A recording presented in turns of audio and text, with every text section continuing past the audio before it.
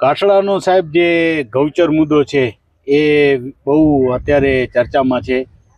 તો જે એર સ્ટ્રીપમાં જે ગૌચર જમીન જઈ રહી છે, સ્થાનિક આપણે વાત કરીએ તો નેતાઓ અને જે વહીવટી તંત્ર છે એમણે ખાતરી પણ આપી છે આ મુદ્દાને અમે છે તે ન્યાય અપાવશું. શું લાગે છે સાહેબ આપને? જો આજ સુધી અહીંયાના સરપંચ હોય તો ભાજપના સપોર્ટર હતા, તાલુકા જિલ્લા પંચાયત સભ્ય ભાજપના સપોર્ટર હતા, ત્યાંના ધારાસભ્ય જે ગામના જ હતા, જે ભાજપના ધારાસભ્ય ત્યાંના છે, એ વર્ષોથી ધારાસભ્ય ત્યાંના પેલા સત્યનારાયણ કથા કરતા હતા અને તુલસી દલને પાણી આપીને 5 રૂપિયા લઈને હવે ગૌચર પર લઈ ગયા, ત્યાર સુધી કંઈ બોલ્યા નહીં. એટલે આ આખી એવી વ્યવસ્થા છે. એ વ્યવસ્થામાં હું તો ગામના લોકોને માંગણી કરું છું કે તમે મતદાનનો વિરોધ કર્યો બહુ સારી વાત છે, પણ જો તમે ખરા અર્થમાં પરિણામ જોતા ને ભારતીય જનતા પાર્ટી સરકારથી, તો તમે મતદાનનો વિરોધ કરવાની જગ્યાએ આમ આદમી પાર્ટીને મત આપો. જો આમ આદમી પાર્ટીના લોકો જીતશે ને તો અમે તમને જમાનામાં તમારો લડશું, અમારો જીવ હશે ત્યાં સુધી લડશું અને તમારા ગૌચર પાછો અપાવીને રહેશું.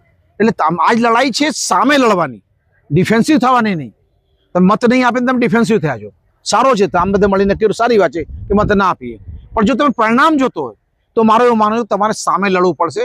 તમારે આમ આદમી પાર્ટીને મત આપો અને આમ આદમી પાર્ટી તમને પરિણામ આપશે. સાથે સાથે આ પરિણામ આપવો કોઈ મોટો ખેલ નથી, સરકાર આરામથી આપી શકે છે. કલેક્ટરના હાથમાં સત્તા છે, કલેક્ટર નક્કી કરીને જગ્યા શિફ્ટ કરી આપે. જેમ અદાનીને જમીન આપી બરાબર ક્યાંક અને ખારાપટમાં, તો બદલેમાં અદાની બીજી જગ્યાએ એમને આપી છે, કલેક્ટરે વ્યવસ્થા કરાવી દીધી. તો એ જ રીતે અહીંયા કને પણ જમીન જે છે, આ જમીન માની લો કોઈ કંપની લઈ લીધી હોય, કંપની એલોટ કરી હોય, એ કોઈ સરકાર નિયમ તો એને બીજી જગ્યા આપે ને, આ જગ્યા ફ્રી કરી આપે ને. કારણ કે શું આ જગ્યા એવી છે જ્યાં મોટા પર ગૌધન છે, સારી મીઠી જમીન છે, પાણી મીઠું છે, સારી ખેતી થાય છે ને આખો એક સંસ્કૃતિને ઉજાળવાનો સરકારનો પ્રયત્ન છે. એવા સમયે મને સમજવા નથી કે ભારતીય જનતા પાર્ટીના હોદ્દેદારો એ ગામના ઘણા હોદ્દેદારો છે, ગુજરાતના ઘણા હોદ્દેદારો, કચ્છના ઘણા હોદ્દેદારો છે, જે બહુ મોટે પાયે પ્રેમથી ભાજપામાં જોડાયેલા છે. એ મોંમાં મત ભરીને કેમ બેઠા છે? એમને એવી કઈ લાગણી એમના માટે ક્યારે ગૌ માતાને જે ગૌચર છે એ પાર્ટીથી મોટી થઈ ગઈ મને સમજવા નથી આવતી. એમને બધા રાજીનામું આપી દીધું છે. મતદાનનો વિરોધ શું રાજીનામું આપો છો એટલે ભાજપ બેઠા લોકો છે કે આ ગૌચર નહીં મળે ત્યાં તમે નહીં કરી કરો ને. એ તો કરવું નથી. એક બાજુ રાજકીય જીવન બનાવો છે, બીજું ગૌ માતાને જેમ થાય જવા દેવું છે. તમને ગૌ પ્રેમ છે કે રાજકારણનો પ્રેમ છે એ નક્કી કરીને આગળ વધવું જોઈએ આ મુદ્દા પર.